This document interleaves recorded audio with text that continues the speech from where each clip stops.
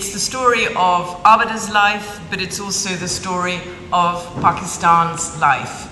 And as Barshan rightly says, I do love Pakistan. I often say I think I visited Pakistan more times than I've gone anywhere else, until my son moved to America, and then I do have to go to America from time to time. But I'm always thrilled whenever I get the opportunity to go back to Pakistan, both in triumph and indeed in tragedy. So the first thing I'm going to sort of put to you, Abida, is you are essentially a woman operating in a political world. You could have had a very easy life because you also were brought up in privilege. You were an only child, which I found interesting, and as you confess yourself, that itself had its difficulties, that had challenges, because there were expectations that your parents wanted of you. Yet, traditionally, you married your first cousin after being educated in Switzerland and Italy, and embarked untraditionally as a woman on a life in politics. So my first question is, how come that you felt so really this sense of duty that you wanted to throw your hat in the ring in what, as we know, is a very difficult country politically? Thank you, Victoria. Thank you. My father died young. He was 55. He was hit by a pancreatic cancer at age 53. And we lost him a couple of years later. And when he died, before he died, he said to me that he had left a lot of his work unfinished. And he expected me to, he didn't say so, but it was implicit that he expected me to carry on his work. So after his death, I was sufficiently motivated to give up the more enjoyable, if you like, aspect of life, the easier aspect of life certainly, and to rough it out in what was very much a man's world.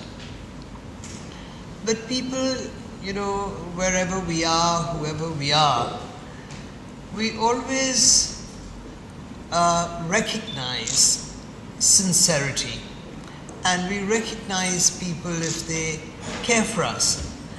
So I found actually a lot of goodwill and a lot of support come my way as I pitched in, and the support came from both genders. So that carried me along. And then, of course, I had my mother's guidance, and she always kept praying for me. So this was motivation, and the rewards came very rapidly. In 1972, just a year after my father's death, I was elected member of the Provincial Assembly in the Punjab, and that was courtesy late Zulfikar Ali Bhutto, who gave me a nomination for his party, recognizing that my father had worked for democratic causes. He nominated me, and so there I was. That was the start of my political journey. But obviously, I mean, you've been observing the very stormy times during the Ayub years, and you have, as expressed in your book, certain opinions about Ayub Khan and indeed about Zulfikar Ali Bhutto, because subsequently you break with the PPP. And I think this is also the story of the book. It's back and forward, because as we know, at the end of the book, you're supporting Benazir, you're supporting her campaign to become Prime Minister for the third time. Can we talk a little bit about Zulfikar Ali Bhutto? Because, of course, as we know, he's a very controversial figure in Pakistan's history. And your own sort of disillusionment at the time, and when did that really hit you? Well, you know, Mr. Bhutto was a bit of a Dr. Jekyll and Mr. Hyde. He had a very charming face, and he also had a not so charming face. I was fortunate insofar as I encountered the charming face for 5 years. And then when he dissolved assemblies and we went into elections, I had applied for a Pakistan People's Party nomination from a constituency. I wanted to be directly elected. I had understood during the 5 years that I was a member of the Provincial Assembly that being on a seat reserved for women was like being on a charity seat. So I resolved that I will in the future, if I am to seek election, it will be through the popular mandate.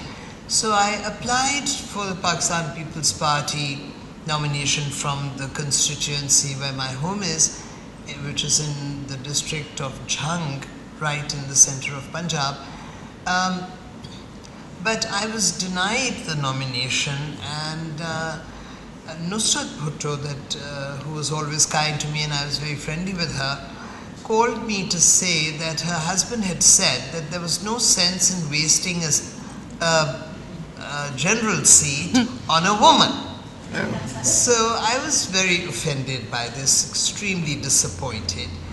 And I wrote him a letter saying that since this was a denial of the party manifesto, I felt constrained to withdraw from the membership of the party. Mr. Bhutto telephoned me when he received my letter, and he said, Abida, don't leave the party. I'm sorry about what has happened, but I'm not going to lose power. If you think I'm going to lose power, I'm not going to lose power. And I said, Bhutto Sahab, you have not understood me. It has nothing to do with power. It is to do with a principle. Anyway, I resigned from the Pakistan People's Party and I worked in it for 5 years, and then I went back to it some 25 years later. But of course, what I think we all didn't anticipate at the time was what actually happened to him with his trial and execution on a charge of conspiracy to murder. And in your book, you and your mother, as I think you say, it sort of the whole life in Pakistan was on hold. And I myself was in Pakistan during that time. I remember it very well, where the trial, there were no elections, elections were postponed. Could you have ever anticipated that outcome, and then the 11 difficult years that Pakistan would face under General Zia? It was impossible to visualize the events that unfolded. In the end, Mr. Bhutto was sinned against far more than he had sinned. And the day of his hanging was a very, very gloomy day for our country. And in many ways, it is a day, those of us who recall it, that stands out in memory. In many ways, we never really as a nation recovered from it. And then his successor, General Ziaul Haq, nobody really could imagine that he would be around for 11 years, that he would even outlast Ayub Khan's record. But it had a lot to do, his survival had a lot to do with the Soviet invasion of Afghanistan and Pakistan becoming a frontline state, and General Ziaul Haq becoming an extremely important figure for the entire Western world. Rather like 9/11 came to the rescue of General Musharraf in more recent times, the Soviet entry in Afghanistan was the rescue for General Ziaul Haq. Now, General Ziaul Haq gave us an overdose of religion, but what he was efficient at was development. He ordered a local election And this was the first local election that Pakistan had on the basis of adult franchise. My husband Fakhr Imam and I both contested in the local elections from our respective districts, and we were both elected and then elected to chair our respective district councils. And since there was no parliament, all the development funds were passed down to the district councils, so it was possible to do good work, to build farm to market roads, to increase the village electrification, to increase the number of primary schools and high schools, rural health centers, and veterinary dispensaries, to add to forestation. So it was a very productive time, and when I look back, actually that was the best time I had in the political sense, because whatever one felt, it was easy to translate into something tangible. And I clocked 2 terms, which is 8 years, before I was elected to National Assembly. But I mean, what we're really saying here is that at grassroots levels, it was possible to do things, but at the cost of Pakistan's political development at national level, and with no accountability. And it was also a period, as we well know, when you say a heavy dose of religion, but the idea of sort of bringing Islam into politics was during Zia's time, and I think we all feel that that was a very dangerous aspect of Pakistan's development, with no accountability at all. So conversely, I think we have to recognize, and perhaps it's something that still needs to be examined, was the effect of that 11 years on Pakistan's political development. Victoria, I think that there has been a lot of discussion, and quite a lot has been written also on the negative effect of those 11 years on the politics of Pakistan. But here I will take a moment to narrate an anecdote. I had this wonderful friend, guide, philosopher who was a retired school teacher. She was from a Baloch community in a rather large sort of presence. She said to me one day, she said, "I want to meet Ziaul Haq and I want you to facilitate it." So I said, "Why would you want to meet Ziaul Haq?"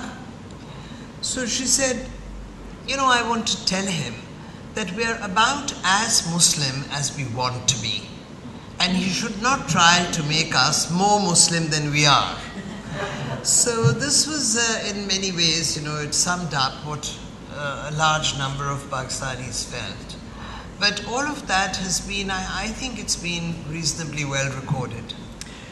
Yes, I still myself, I don't know, maybe we'll hear also from the audience that there's this sort of hiatus in terms of Pakistan's development. And of course now we move to when the PPP government came in, Benazir Bhutto became Prime Minister, which was an extraordinary achievement. Again, the youngest Muslim Prime Minister, aged 35, and I think all of us who remember that fantastic green shalwar kameez she wore, and you mentioned it in your book, when she took the oath of office, one somehow felt there was a cyclical aspect to Pakistan's politics.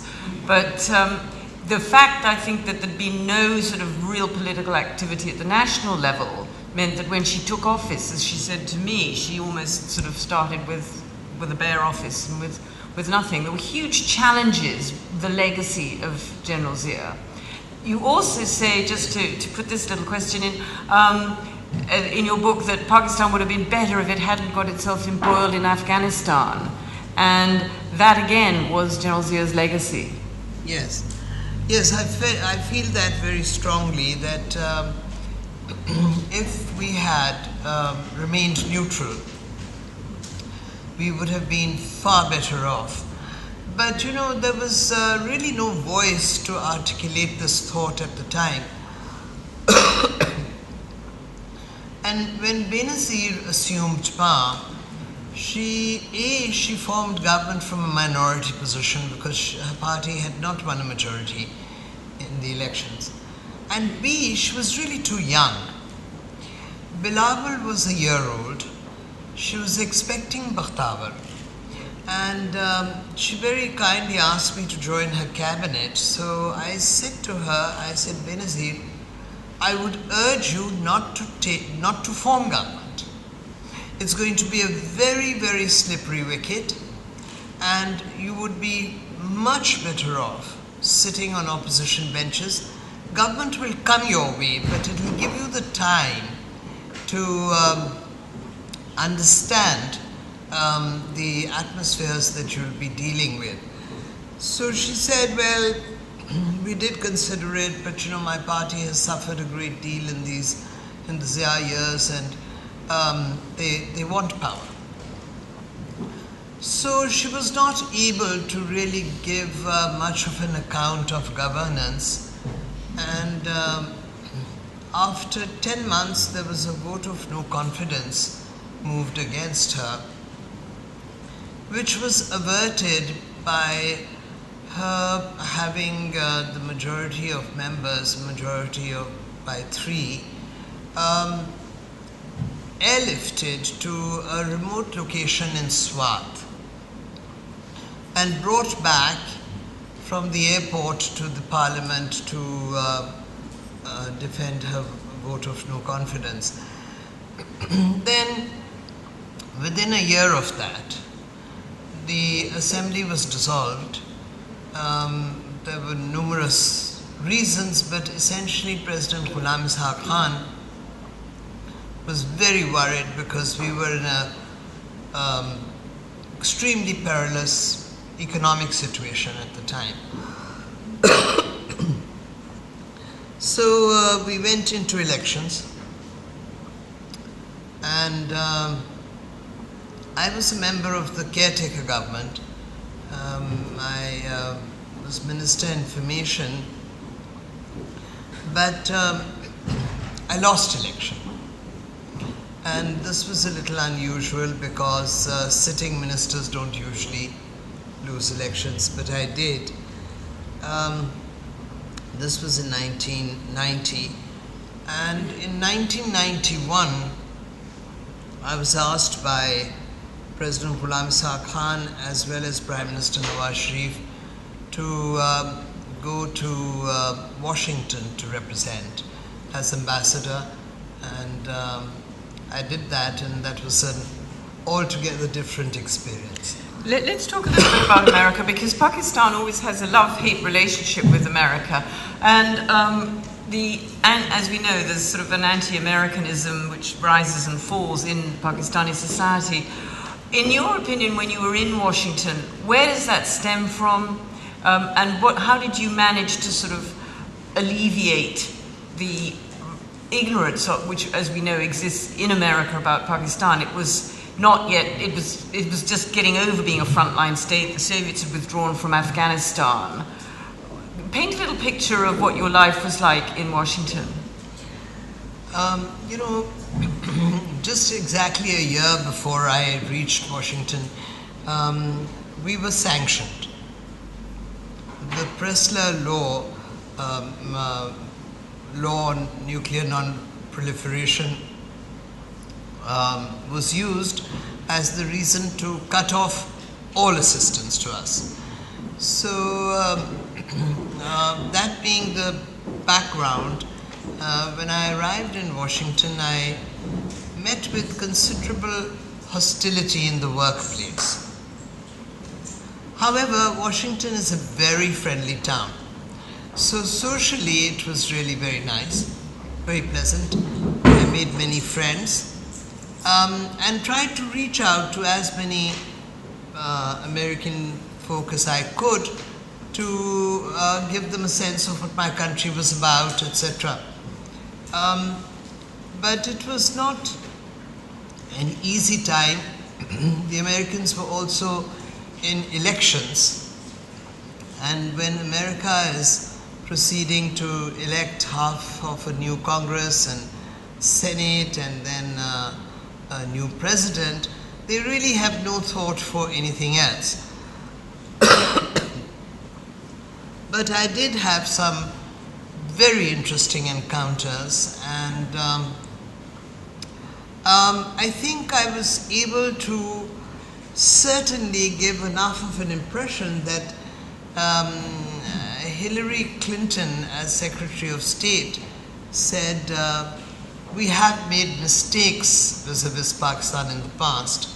And she said to me personally that I was the one person who kept urging the United States government not to make that mistake. Do you think the fact that you were a woman helped you actually in the United States? Because, you know, very much like Benazir, she was a role model as Prime Minister. To have a woman as ambassadress was evidence that Pakistan was not a totally male-dominated society. Well, it was an advantage as well as a disadvantage. A lot of people, you see, whenever I went to call on a senator or a congressman or a government official, I would be accompanied by my Deputy Chief of Mission. And a lot of the time, the Deputy Chief of Mission would be addressed as ambassador, and I was presumed to be the Deputy Chief of Mission. And the most hilarious moment was with Senator Albert Gore. He was supposed to be very mondaine and very with it and so on, but when we walked into his office, he put his hand out to my Deputy Chief of Mission, Sarwar Naqvi, and said, Ambassador, how nice to see you. So I said, excuse me, Senator, I am Ambassador. So he looked at me and he said, oh, I'm so sorry, I've been running all morning, I didn't have a chance to look at the papers. But I said, well, it's all right, now that you're guilty, maybe we'll get more than the usual 15 minutes of your time. So now, a few months after this, Senator Gore became the vice presidential candidate in the elections. This time accompanied by Fakhr Imam, who was on a visit to America.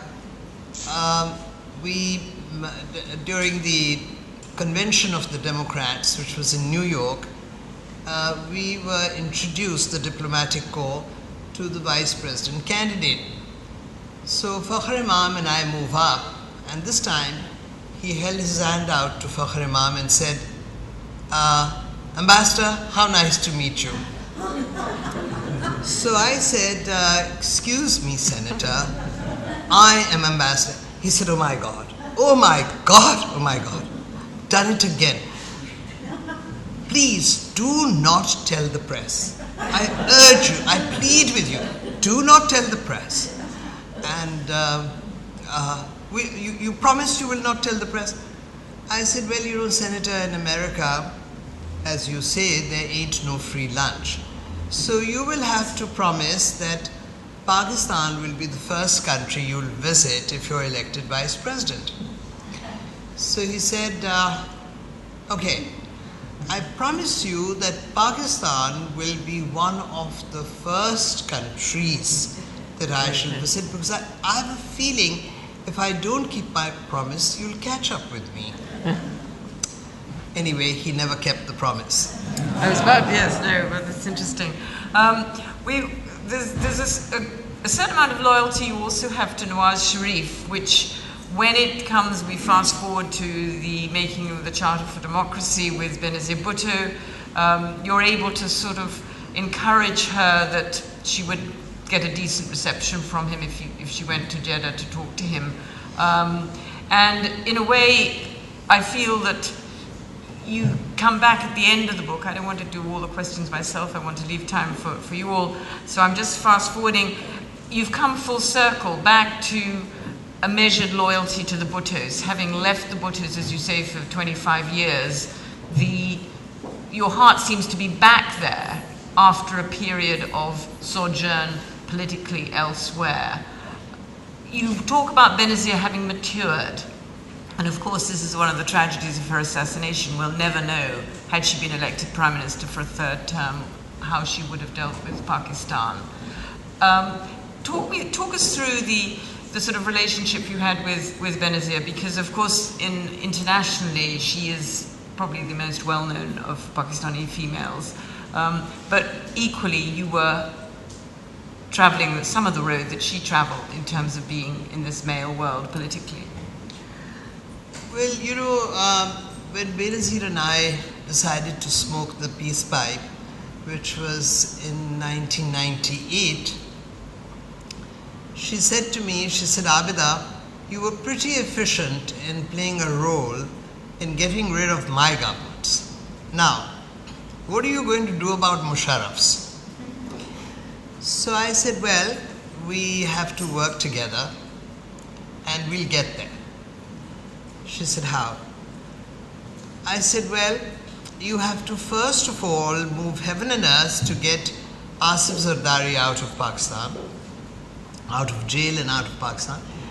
And then you go for Thanksgiving to Mecca and you call on Nawaz Sharif. And if you and Nawaz Sharif get together, that will start a process which will inevitably lead to Musharraf's ouster. So anyway, we talked a lot about this and on course became friends. Benazir was 6 years younger than myself, but we became friendly enough with each other to talk about all the men in our country that we thought were good looking or those that we thought were dreadful, and we swapped stories and anecdotes and so on and so forth and laughed together a lot, Benazir had a great sense of humor. So it kind of morphed Victoria into a friendship. And when I heard that she was gone, it really was one of the most upsetting days of my life. I think for millions. I think we should have some questions now. Thank you for that little introductory remark. I think we've covered some things, and I recognize Nada. Yes, mentoring the young and what we can expect from our new leaders. You know, I have a daughter and a son who are both engaged in the dreadful business of politics and who never fail to remind me that my generation was the failed generation and their generation is the hope of the future. So I hope they're right. I think there are many organizations and several movements of young that are engaged with public issues and policy issues. A very dynamic new organization that my son is very involved with is called the Kisan Ittihad, and they focus on prices of agricultural produce. And they have managed to get farmers to do rallies wherever they think it's required. And there are organizations in all sectors in which the young are deeply engaged, and environmental issues particularly attract young folk. And I don't see any sort of, I see more gender equality in the generation of my children than I had certainly in my generation. We've been very privileged to hear Syeda Abida Hussain on a number of issues, and also very privileged that she's put her life on the line in this very handsome book with lots of views expressed, and I think if all of you can read it, then you'll have a very good insight into her mind, and we'll wait for the gestation of the next book. And so I think I'd like to thank you all very much indeed for coming, thank Bashan for organizing this, and thank you very much indeed for your comments.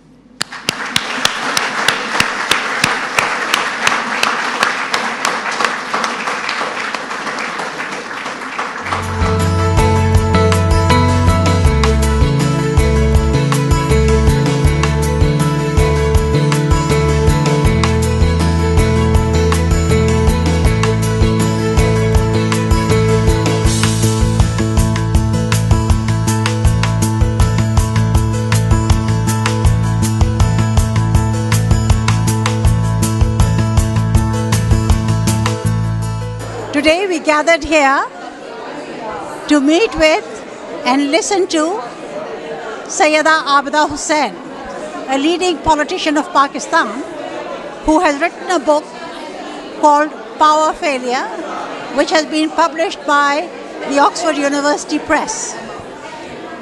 We have the Pakistan High Commissioner, who very graciously graced this occasion, and some very high-powered Pakistanis and Indians living here. We had Victoria Schofield, who was a close friend of Benazir and a very close friend of Pakistan. She has written numerous books on Pakistan. Her first book was on Bhutto and his trial. It has been a very good evening, and I'm very grateful that it has been well covered by the press and to TVapex for taking this on. Thank you so much. I bought the book because I've always been rather interested in the politics of Pakistan, but I don't know enough. So hopefully the book will help me in that regard. Well, I'm here tonight because Pakistan is an important part of my life. I have worked on Pakistan as a British diplomat in London, and I have served for 4 years as the British ambassador, that is to say, High Commissioner in Pakistan, until the end of 2013, one of the most wonderful periods of my professional life.